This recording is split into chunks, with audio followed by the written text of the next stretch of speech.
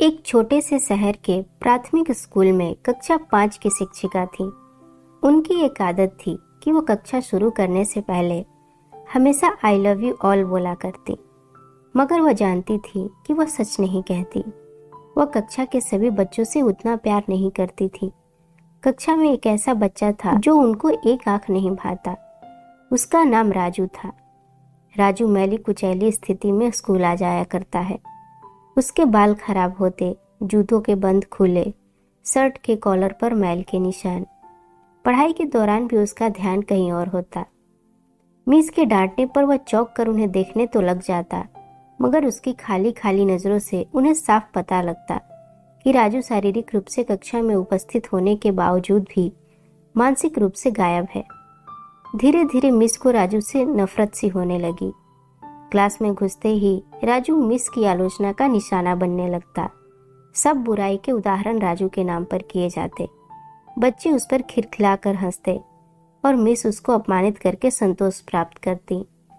राजू ने हालांकि किसी बात का कभी कोई जवाब नहीं दिया था। मिस को वह एक बेजान पत्थर की तरह लगता, जिसके अंदर महसूस नाम की कोई चीज नहीं थी। प्रत्येक डांट, व्यंग और सजा के जवाब में वह बस अपनी भावनाओं से खाली नजरों से उन्हें देखा करता और सिर झुका लेता। मिस को अब इससे गंभीर चिढ़ हो चुकी थी। पहला सेमेस्टर समाप्त हो गया और रिपोर्ट बनाने का चरण आया, तो मिस ने राजू की प्रगति रिपोर्ट में ये सब बुरी बातें लिख मारी। प्रगति रिपोर्ट माता पिता को दिखाने से पहले हेड मिस्ट्रेस के पास जाया करती थी।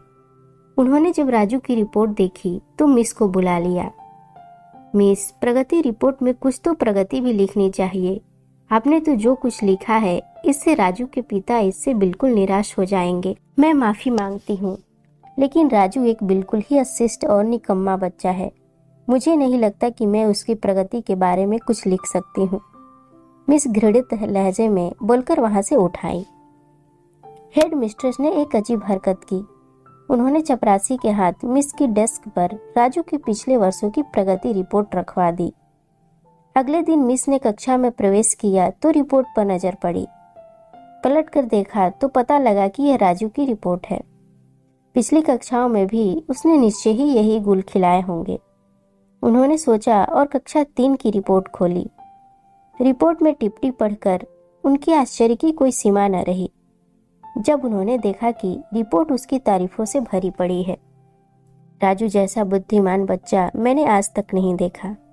बेहद संवेदनशील बच्चा है और अपने मित्रों और शिक्षकों से बेहद लगाव रखता है। अंतिम सेमेस्टर में भी राजू ने प्रथम स्थान प्राप्त कर लिया है। मिस ने अनिश्चित स्थिति में कक्षा 4 की रिपोर्ट खोली। राजू ने माँ की बीमारी का बेहद प्रभाव लिया। उसका ध्यान पढ़ाई से हट रहा है। राजू की माँ को अंतिम चरण का कैंसर हुआ है। घर पर उसका और कोई ध्यान दे रखने वाला नहीं है, जिसका गहरा प्रभाव उसकी पढ़ाई पर पड़ रहा है। राजू की माँ मर चुकी है और इसके साथ ही राजू के जीवन की रमक और रौनक भी। उसे बचाना होगा, इससे पहले कि बहुत देर हो जाए। मिस के दिमाग पर भयानक बोझ सा हो गया। कांपते हाथों से उन्होंने प्रगति रिपोर्ट बंद की। आंसू उनकी आंखों से एक के बाद एक गिरने लगे। अगले दिन जब मिस कक्षा में दाखिल हुई तो उन्होंने अपनी आदत के अनुसार अपना पारंपरिक वाक्यांश आई लव यू ऑल दोहराया, मगर वह जानती थी कि वह आज भी झूठ बोल रही हैं, क्योंकि इसी क्लास में बैठे एक उलझे बालों वाले बच्चे राजू के लिए जो प्यार वह आज अपने दिल में महसूस कर रही थी, वह कक्षा में बैठे और किसी भी बच्चे से हो ही नहीं सकता था। व्याख्यान के दौरान उन्होंने रोजाना दिनचर्या की तरह एक सवाल राजू पर दागा और हमेशा की तरह राजू ने सिर झुका लिया। जब कुछ देर तक मिस से कोई डांट फटकार और सहपाठी सहयोगियों से हंसी की आवाज उसके कानों में न पड़ी तो उसने अचंभे में सिर उठाकर उनकी ओर देखा। अप्रत्याशित उनके माथे पर आज बल न थे। वह मुस्कुरा रही थी। उन्होंने राजू को अपने पास बुलाया और उसे सवाल का जवाब बताकर जबरन दोहराने के लिए कहा। राजू 3-4 बार के आग्रह के बाद अंततः बोल ही पड़ा। इसके जवाब देते ही मिस ने न सिर्फ खुद खुश अंदाज होकर तालियां बजाई, बल्कि सभी से भी बजवाई। फिर तो यह दिनचर्या बन गई। मिस हर सवाल का जवाब अपने आप बताती और फिर उसकी खूब तारीफ सराहना करती। प्रत्येक अच्छा उदाहरण राजू के कारण दिया जाने लगा। धीरे धीरे पुराना राजू सन्नाटे की कब्र फाड़कर बाहर आ गया। अब मिस को सवाल के साथ जवाब बताने की जरूरत नहीं पड़ती। वह रोज बिना त्रुटि उत्तर देकर सभी को प्रभावित करता और नए नए सवाल पूछकर सबको हैरान भी। उसके बाल अब कुछ हद तक सुधरे हुए होते, कपड़े भी काफी हद तक साफ होते, जिन्हें शायद वो खुद धोने लगा था। देखते ही देखते साल समाप्त हो गया और राजू ने दूसरा स्थान हासिल कर लिया।